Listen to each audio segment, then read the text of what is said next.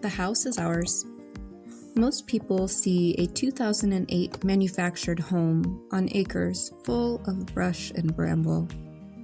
But what we see is the case study to our first mission here at Farm to Forest. As with any home purchase, the first few weeks are full of home improvement trips and countless hours spent in the garden center. I'm so excited to get started, and I absolutely went home with a couple things to do so. Be very careful when you bring that down, bring it down on the biggest part of the wood. You could say that we are all adjusting to high desert farm life pretty well. The kids are learning and thriving and playing. Even the dogs are having the times of their life.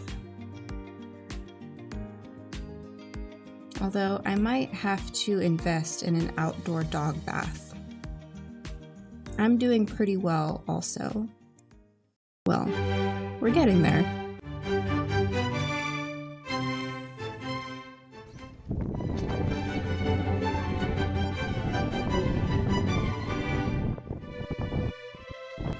Currently in the chicken coop, and the wind blew the door closed, and now it's locked.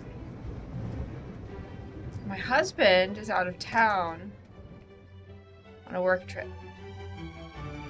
He's not even out of town, he's out of state.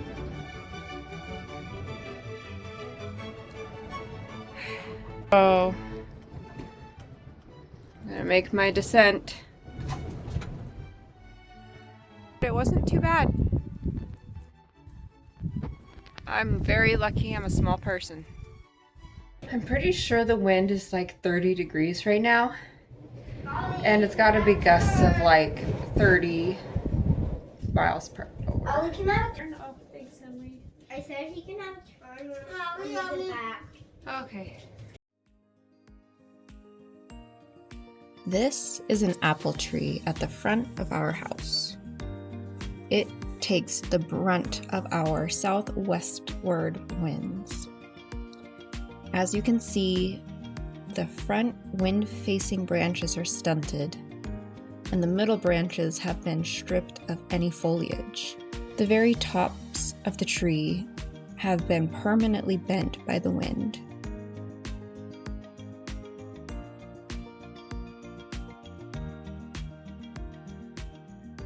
High fire risk this weekend. It's going to be very windy and very hot. So we are going around the property, finding all of the spigots and seeing what works and what kind of sprinklers we can set up to keep things from catching on fire.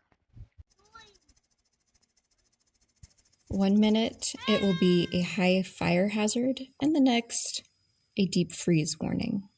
Remember these guys? Yeah, they died.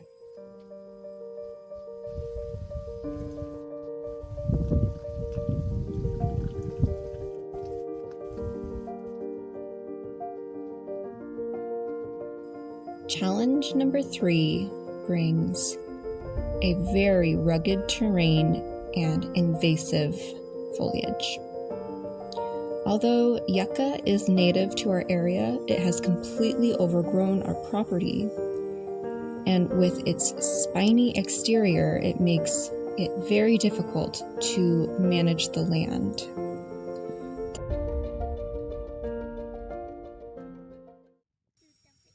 The yucca shares space on our property with goat heads. Now, if you've never experienced what a goat head is, I pray that you never have to. These things are relentless, and we have been told that the only way to get rid of them is to spray Roundup.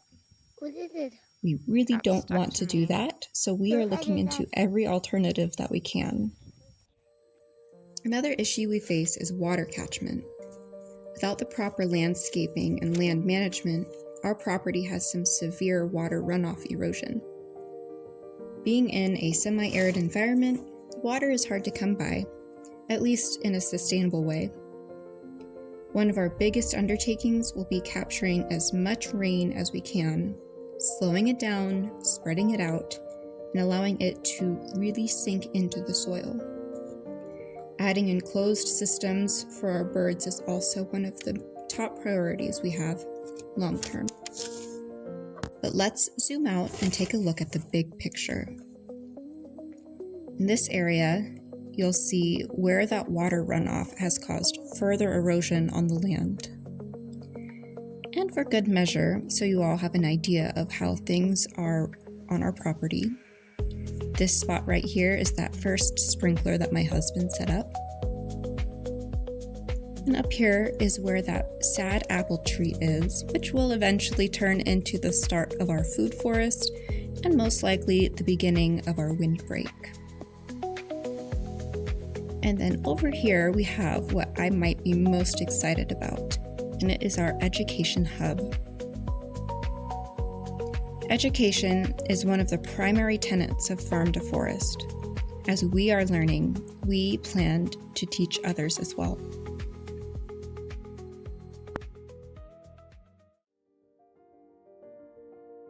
Educational hub for Farm to Forest, and this is a place where people gather, and there will be experts teaching on so many different topics, all about regenerative agriculture to foraging, food preservation, passive energy systems, all of it.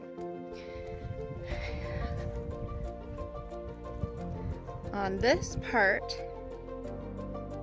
we have probably about an acre, just over an acre, that needs to be cleared, but there's nothing there other than the yucca. And that's where I think it's going to go eventually. That's years down the road. We have so much work to do. Stay tuned.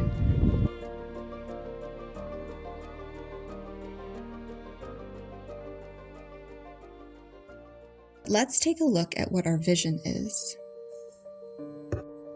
If you take one thing away from this video, let it be this. Farm to Forest isn't just another backyard permaculture project. Our mission is a movement. So let's get down to the step-by-step process and the vision for what we have.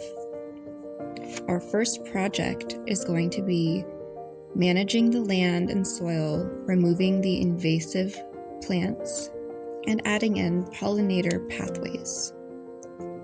These walking paths will wind all over our 4 acres and be lined with native grasses, as well as self-seeding pollinator flowers, which will come back year after year. These planter boxes will actually be used as compost bins and worm farms, and plant cover crops so that we can turn them into the soil multiple times per season. That way we can give our food forest a good start. Let's reimagine that apple tree as a eucalyptus, olive, and mulberry tree. We cannot forget the ground cover, mulchers, accumulators, suppressors. My favorite part, of course, are the dwarf fruit trees and berry bushes. Farm to Forest started as a dream 7 years ago. It is more than a backyard permaculture project or an instructional on how to homestead. Farm to Forest is a movement within the mission to build bridges between farming and land stewardship, while also maintaining economic and financial viability for both large-scale generational farms, small-scale hobby farms, and people who just want to participate. Regenerative movements are popping up all over the world. Here is a screenshot from Andrew Millison's YouTube channel. This particular video is about the UN World Food Programme's project in Senegal, working on the Great Green Wall Initiative in Africa. If you haven't heard of it, it is designed to hold back the expansion of the Sahara Desert and improve food security. China is also working on a project to slow down impending desertification. If we take a look at US maps, you'll see basically what you'd expect. Lush forests in the northwest and east, plains in the Midwest, and desert in the southwest. However, what you don't see are areas expanding from this desert region. These biomes have become increasingly arid, suffering from frequent drought, diminishing water basins and aquifers, and increased evaporation rates. Because this mission is so big and so important for the future of resilience, we intend to partner with experts in the field of water catchment and agroforestry. We are also lucky to be close in proximity to the A&M AgriLife Amarillo extension, which we would absolutely love the opportunity to work with. Back here at our 4 acres in Amarillo, Texas, we plan to keep doing the best we can with what we have. Speaking of doing the best that we can, we have a very happy update for anybody who saw our short from a couple of weeks ago. When we purchased this home, we were unaware of the current habitats and living situation for 10 birds that came with the property. Now, we are pleased to say that they are much happier and healthier. What is you doing?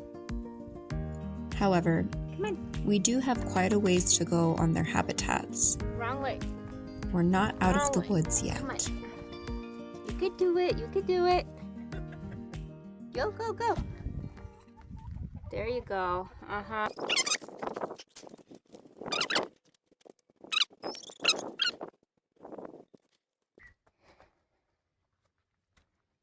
Forest, we like to do the best we can with what we have, and today that means using a hat when you forgot your egg carton. Can you see them in there?